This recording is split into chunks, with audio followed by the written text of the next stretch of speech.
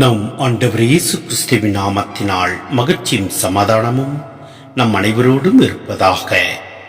மத்தேயு 10:26 முடிய.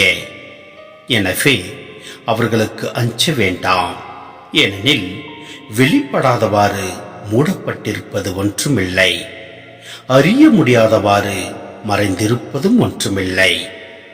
நான் உங்களுக்கு இருளில் சொல்வதை நீங்கள் ஒளியில் கூறுங்கள், காதோடு காதாய் கேட்பதை வீட்டின் மேல் தளத்திலிருந்து அறிவியுங்கள்.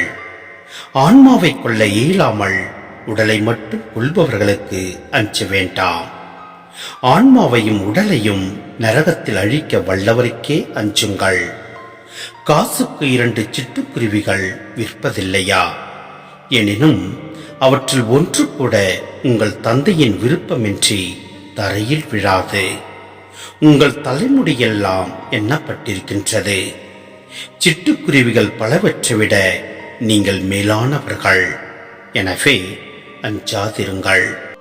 சிந்தனை: நாம் தாயின் கருவறையில் உருவாகும் முன்பே நம் ஆண்டவர் நம்மை அறிந்துள்ளார்.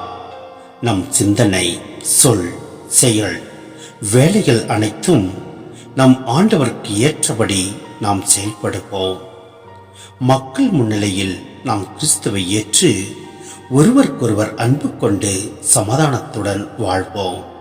அப்பொழுது எல்லாம் வல்ல இறைவன் நம்மை நிறைவாய் ஆசீர்வதிப்பார். ஆமென்.